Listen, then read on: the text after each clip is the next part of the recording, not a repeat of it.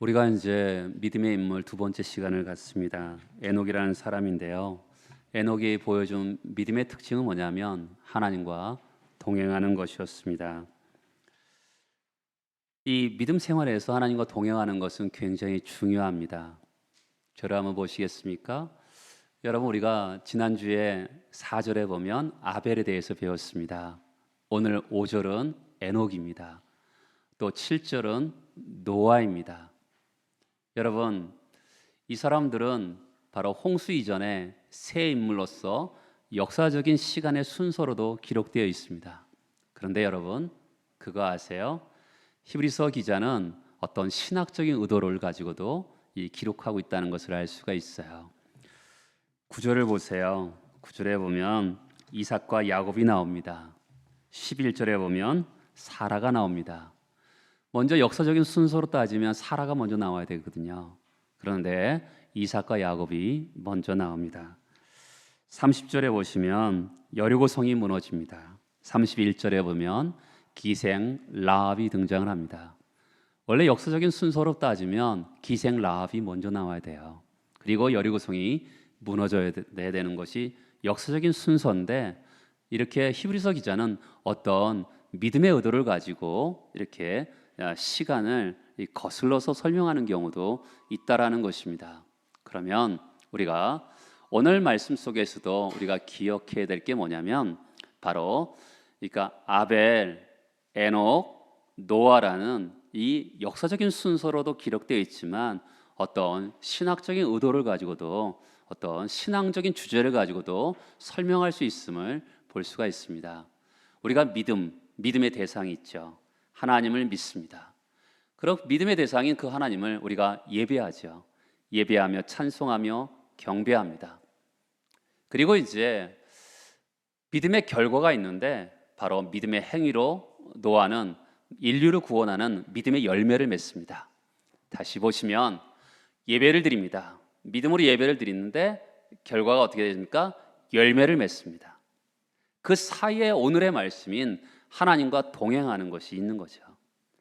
그러니까 우리가 예배를 드리면 열매가 있다 이런 것이 아니라 그 사이에 하나님과 동행하는 시간을 거침을 통해서 인생의 열매를 맺는다라는 것을 신앙적인 주제를 가지고 우리가 설명할 수가 있는 것이죠. 우리도 분명히 예배를 드립니다. 우리는 그러면서 열매를 기대하면서 나아갑니다.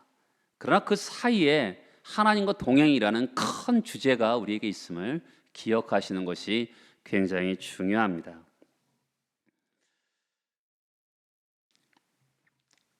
사랑하는 여러분, 오늘 우리가 11장을 펴놓으시고 창세기 5장을 먼저 보면 창세기 5장 21절에 보면 에녹은 65세에 무드셀라를 낳고 에녹이 하나님과 동행하더니 하나님이 그를 데려가심으로 세상에 있지 아니하였더라.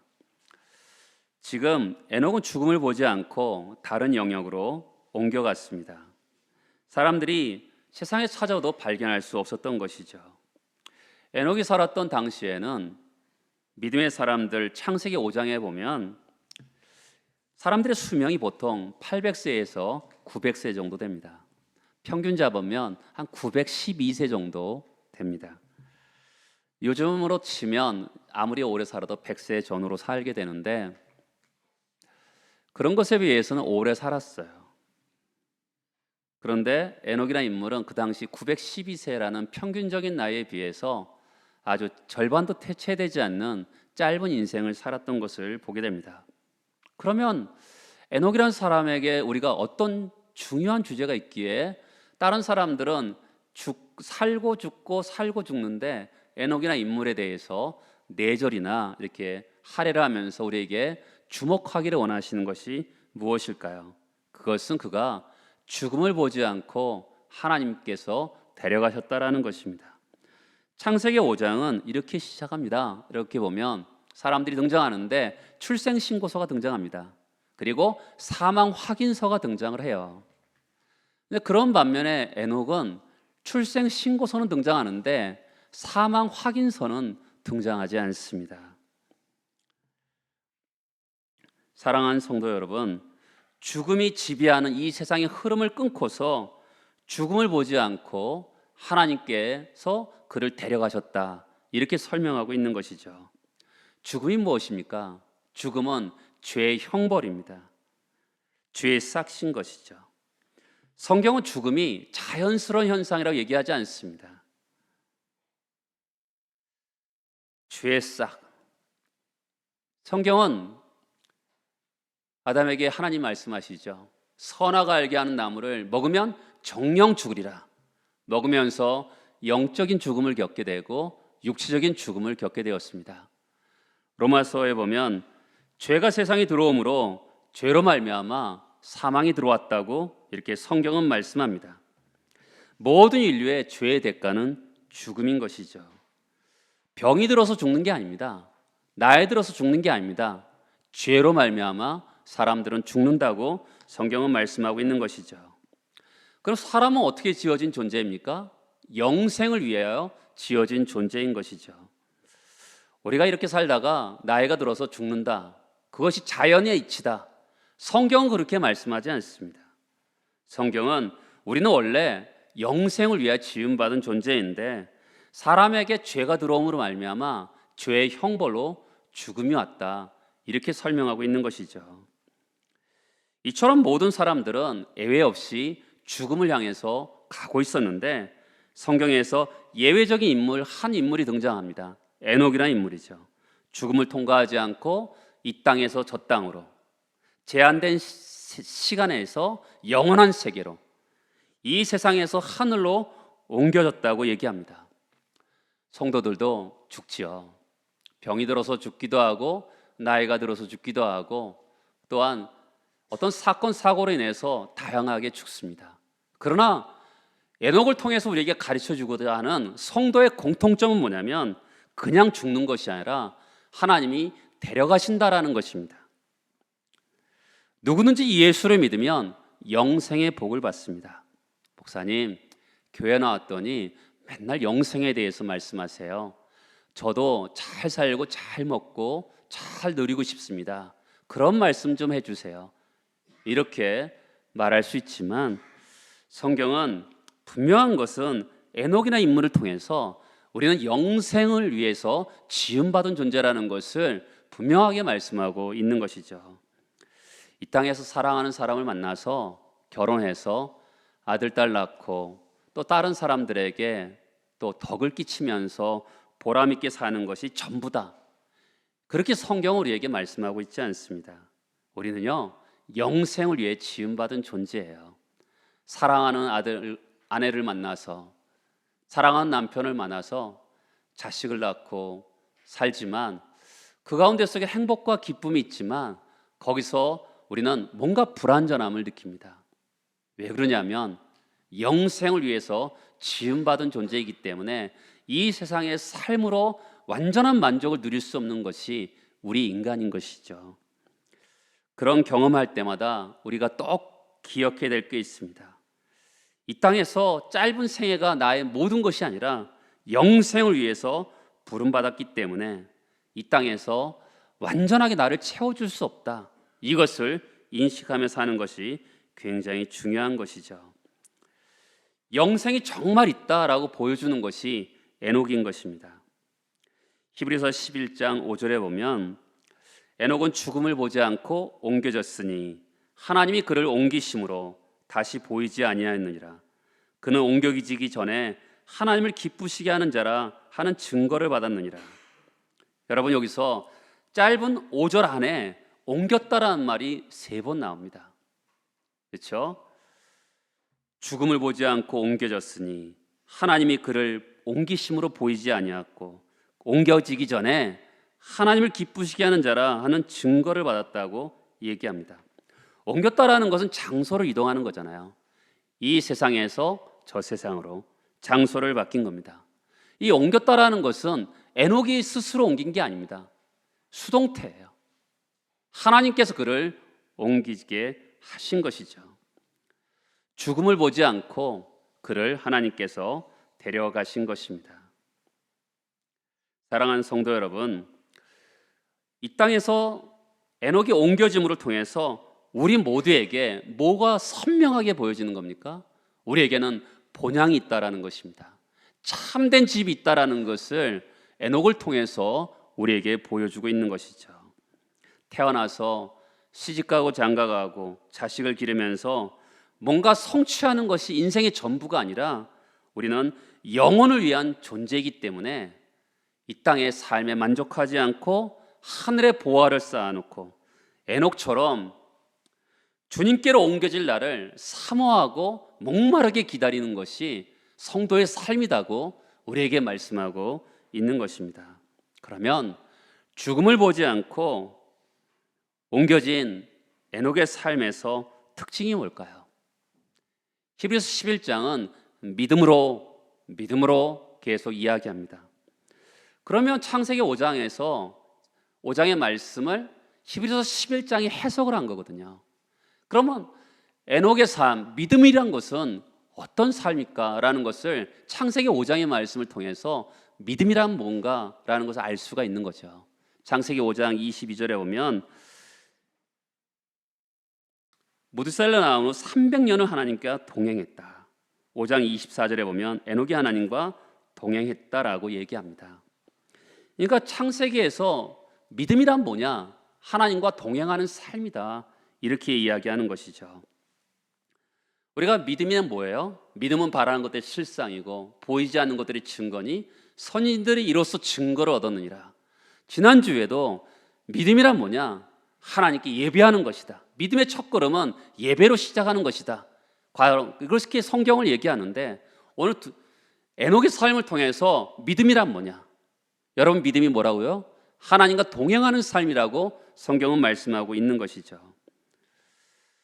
우리가 동행을 집중적으로 보기 전에 에녹이 365살 동안 전생애 동안 그가 하나님과 동행한 것이 아니라 어떤 하나님과 동행한 시작점이 있다라는 것이죠. 22절에 보면 5장 22절에 보면 무드셀라 나온 후 300년을 하나님과 동행했다라고 합니다. 무드셀라를 낳은 후 하나님과 동행을 한 것이죠. 무드셀라 나온 당시에 어떤 일이 있었는지는 모르지만 에녹은 남들과 똑같이 65살 때까지는 똑같이 세상 사람들과 똑같은 가치를 가지고 살았을 것입니다. 그러나 어느 순간에 65세가 되는 그 순간부터 분명하게 그는 구별되는 다른 형태의 삶을 살게 된 것이죠. 창세기 5장은 셋의 후손들이 이야기입니다. 그런가 하면 반면에 창세기 4장은 가인의 후손의 이야기가 나옵니다. 4장 20절에 보면 야발을 낳았으니 그는 장막에 거주하며 가축을 치는 자의 조상이 되었다. 지금 그 가축을 어떻게 있겠어요? 배가 고프면 창을 들고 와서 동물을 잡아 먹는 시절이었습니다. 근데 야발 때부터 가축을 기르기 시작한 것입니다. 산업을 일으켰다 이렇게 해석하면 될 것 같습니다. 4장 21절에 보면 유발이 수금과 퉁소를 잡는 모든 자의 조상이 됩니다. 음악을 발전시켜서 예술과 음악을 발전시킴을 통해서 음악은 우리에게 뭘 주죠? 기쁨을 줍니다. 4장 22절에 보면 두발가인이 구리와 쇠로 여러 가지 기구를 만드는 자다라고 합니다. 가인의 후손을 보면 뭔가 많은 업적과 성취가 나옵니다. 그렇죠? 가축, 목축업을 일으키고 상업을 일으키고 그 다음에 기구와 이런 걸 만듦을 통해서 기술을 발전시키고 또한 음악을 발전시키고 사람의 기쁨을 줍니다. 우리가 사는 세상과 똑같습니다. 우리가 사는 세상은 어디에 관심이 있습니까? 삼성가에 누구랑 결혼했더라. 그렇죠? 누군가가 최고다. 누군가가 최초다.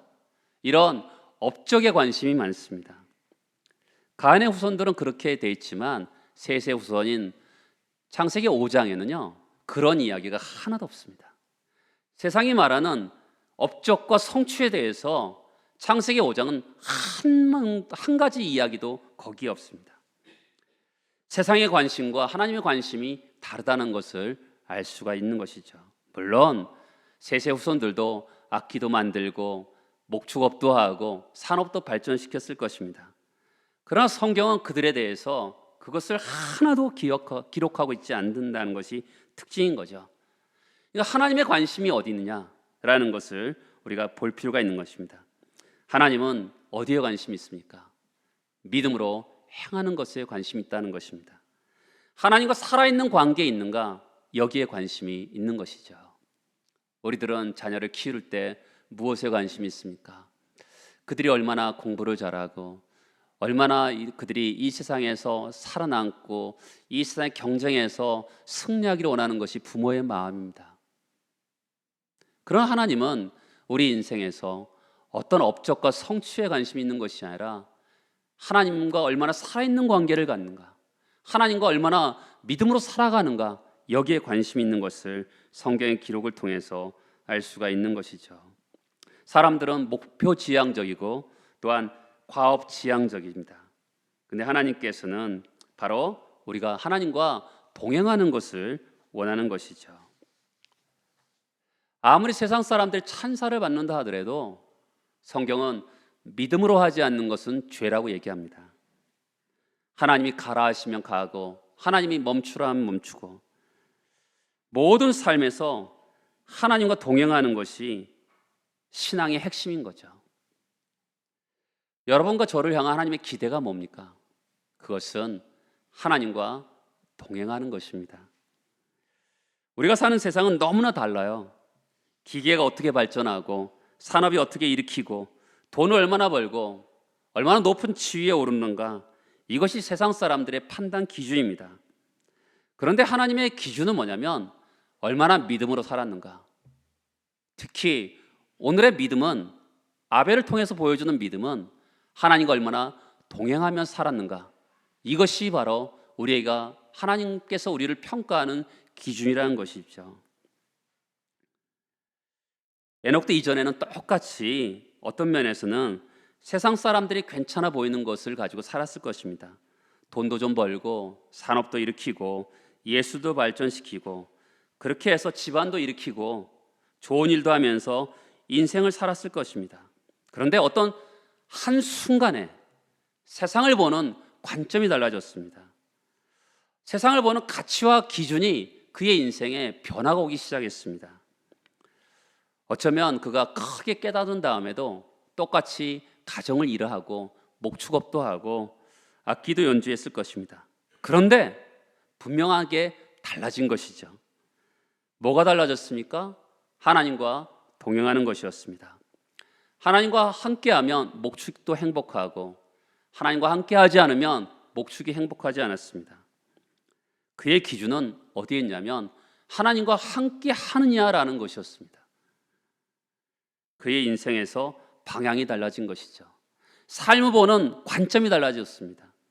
삶을 보는 기준과 잣대가 달라진 것입니다. 이 변화를 경험하는 것이 성도의 삶인 것이죠. 여러분, 세상을 살아가면서 우리는 하나님과 동행한다 합니다.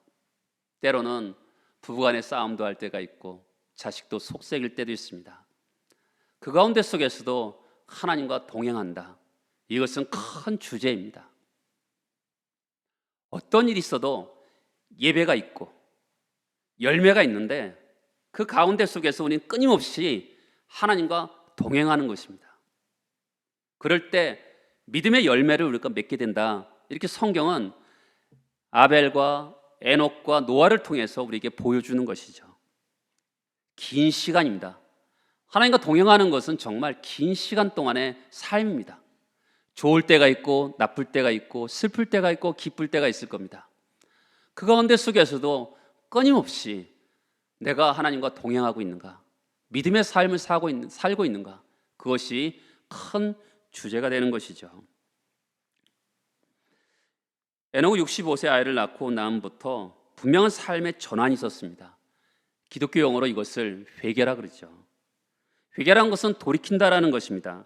방향을 바꾼다는 것입니다. 지금까지 살았던 삶의 방향대로 살지 않고 완전히 바뀌어서 삶을 보는 눈이 바뀌고 삶을 보는 잣대와 기준이 달라진 것입니다. 에녹처럼 우리도 삶의 한순간에 어쩌 사람이 바뀌었어, 분명한 선을 긋는 그런 시간이 있어야 될 것입니다. 성경이 그렇게 말하잖아요. 에녹은 65세 때 분명 어떤 기준이 있었던 거죠. 사람들 보기에도 하나님 보기에도 분명한 달라진 것이 있었기 때문에 65세 때부터 하나님과 동행했더라, 이렇게 말씀하고 있는 것입니다. 그런 것처럼 우리도 삶의 한순간에 선명하게 구별되는 차이를 만들어내는 경험에 할 수 있는 귀한 은혜가 여러분들에게 있기를 바랍니다. 에녹이 65세에 어떤 변화가 왔습니다. 하나님과 동행하기 시작한 것이죠. 동행하기 위해서는 어떤 것이 필요하죠?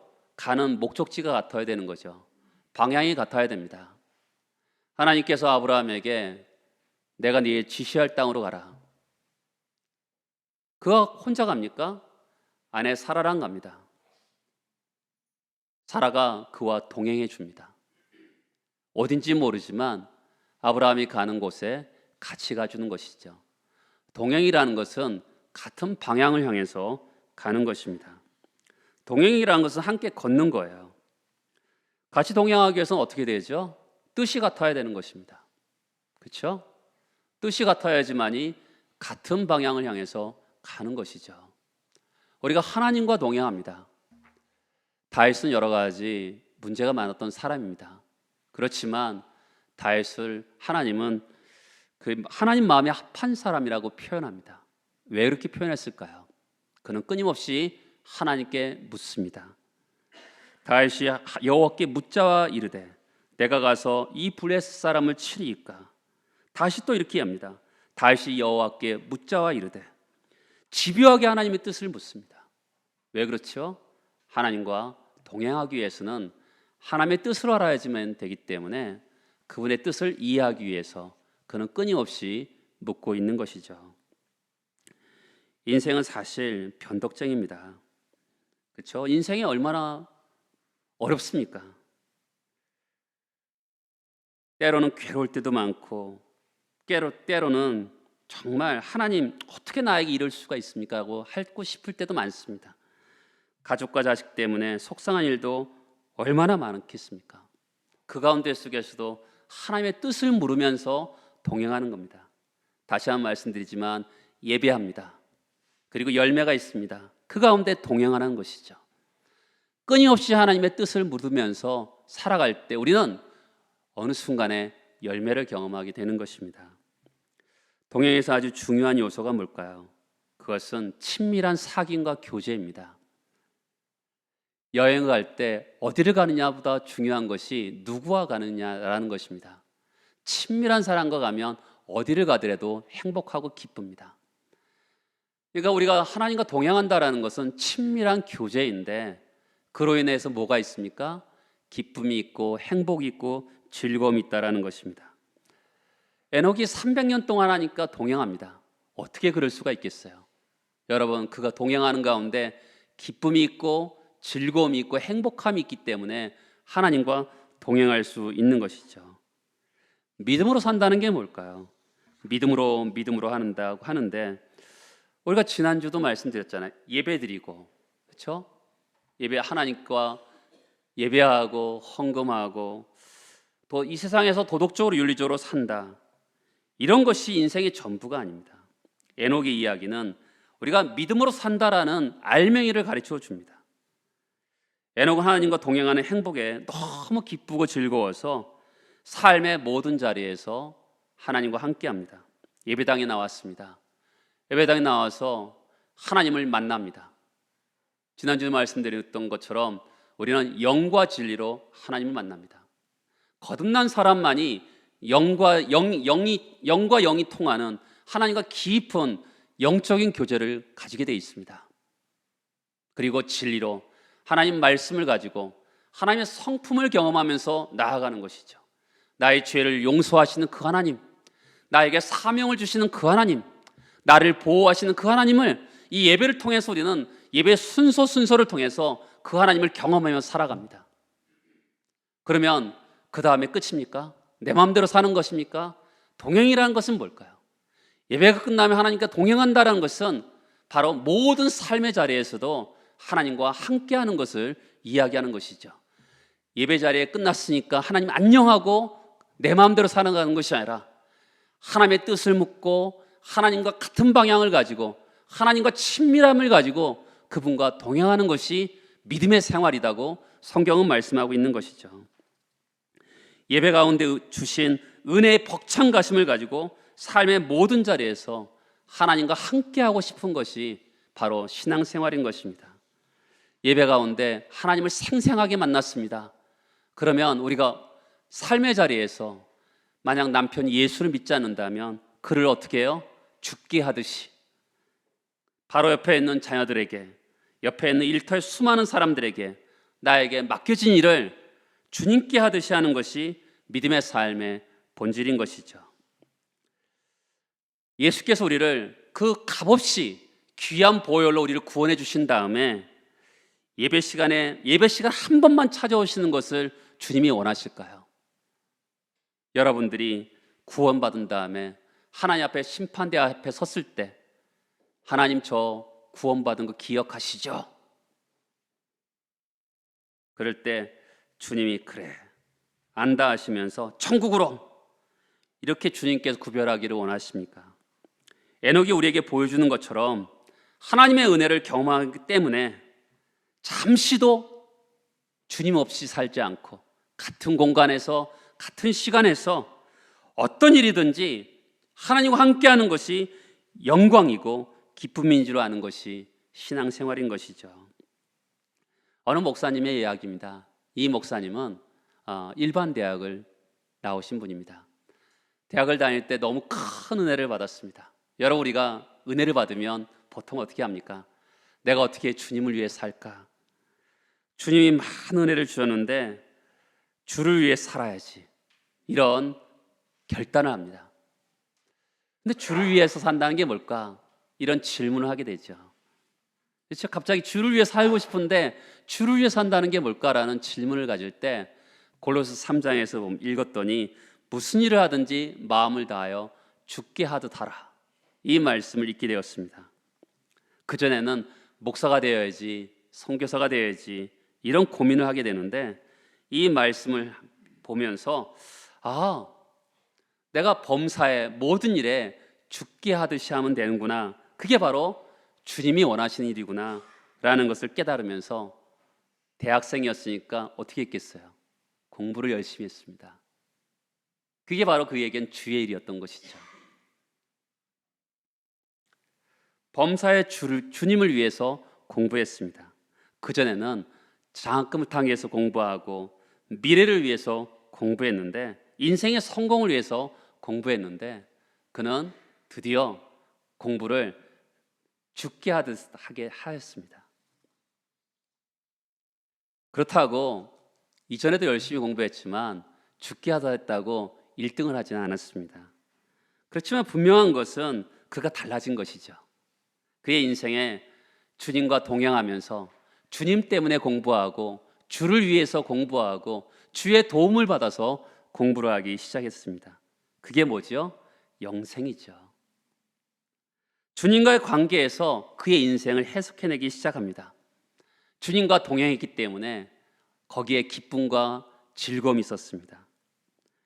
공부를 죽게 하듯 하고 주님 때문에 하고 주의 도움을 받아서 하고 주님과 동행하는 것이 신앙생활의 핵심인 것이죠. 세상은요, 그가 얼마나 업적과 정말 성취를 이뤄낸 것이 세상의 평가라 그러면 그의 인생 가운데 속에서 드디어 죽게 하듯 하면서 하나님과 동행하는 삶을 시작하게 되었습니다. 사랑하는 여러분, 한 가지만 더 보도록 하겠습니다. 주님의 뜻을 따라 살고 주님과 동행할 때 에녹에게 어떤 일이 일어났을까요? 여러분, 에녹이나 여러분이나 저나 다 죄 가운데 태어났습니다. 죄로 말미암아 우리는 어떤 것이 있냐면 하나님과 눈과 눈을 마주치고 뜻과 뜻을 마주치면서 살아가지만 우리에게는 하나님께 대한 왜곡된 개념이 있습니다. 왜곡된 개념. 어떤 왜곡된 개념이냐면 우리가 하나님의 뜻을 맞추어 살다 보니까 하나님은 내가 원하는 것은 하지 못하게 하고 항상 하나님만 원하는 것만 하게 하는구나. 하나님은 항상 내가 싫어하는 것만 하게 하는구나. 그렇지만 하나님 너무 밉지만 하나님 힘이 세고 절대자니까 안 따라갈 수 없지, 이러면서 겨우겨우 따라가는 겁니다. 거기에 무슨 행복이 있겠습니까? 하나님은 나를 진짜 행복하게 하시지 않을 것 같은 그런 왜곡된 개념을 갖게 됩니다. 그때 여러분은 어떻게 하시겠습니까? 동행이라는 것은 같은 방향을 가고 같은 뜻을 가지고 가고 같이 대화하면서 가고 그리고 친밀하게 가면서 즐겁고 행복하게 가는 것이 동행인데, 하나님은 나를 망하게 하는 것 같고 하나님은 나를 싫어하는 것만 하게 하는 것 같고 그분이 원하시는 것만 강제하는 것 같으면 여러분들은 어떻게 하시겠습니까? 하나님은 항상 옳습니다. 저는 이번 주에 수요일 날 바리새인과 서기관의 의에 대해서 같이 말씀을 나눈 적이 있습니다. 그러면서 저는 자기 의와 자기 부정에 대해서 같이 말씀을 나눴습니다. 그러면서 저도 생각이 들었어요. 나도 항상 내가 옳다고 하지 않나, 내 생각이 옳고 내가 살아가는 그런 방법이 옳고 자기 의로움을 사람들에게 주장하는 것이 아닌가. 그러면 행복하지 않잖아요. 근데 그때 떠오른 것이 자기 부정이라는 것입니다. 나를 부정하지 않으면 하나님의 뜻과 하나님의 그 음성에 쫓아갈 수가 없는 거죠. 나를 꺾어야지만이, 내가 죽어야지만이 하나님과 동행할 수 있는 거죠. 그리고 하나님과 동행한다는 것은 거기가 천국이고 거기가 영생이 있는 거 아니겠습니까? 자기의 깨트려짐이 있어야지만이 에녹의 300년처럼 그 하나님과 동행할 수 있는 것이죠. 그의 삶 가운데 속에서 하나님 무조건 예스 예스 하면서 살았겠습니까? 아닙니다. 분명히 그도 이해 안 되는 것도 있었을 겁니다. 그러나 그 하나님의 뜻 앞에 자기 부정으로, 자기 깨트리짐으로 살아감을 통하여서 그의 가정에, 그의 일터에 하나님과 동행이 있었던 것입니다. 여러분, 믿음으로 살아갈 때 하나님과 동행하기 위해서 자기 부정을 경험하신 적이 있습니까? 신앙의 이름으로 나를 위해 하나님을 이용하는 것이 아니라 하나님의 하나님 되심을 인정하면서 그분의 뜻에 나를 부정하는 것이 뭔지를 아십니까? 나를 부정하는 그 자리에 천국을 경험하신 적이 있습니까? 누구든지 은혜를 깨달으면 자기가 죽는 곳에 천국이 임하는 것을 경험하게 될 것입니다. 사랑하는 여러분, 믿음으로 하나님과 동행하는 에녹처럼 여러분도 하나님과 동행하는 그런 소망을 가지시기 바랍니다. 죽게 하듯이 삶의 모든 흔적이 여러분의 삶의 자리에서 천국과 영생의 흔적이 나타나는 삶을 살아가는 여러분 모두가 되기를 축복합니다. 다 같이 일어나서 기도하시겠습니다.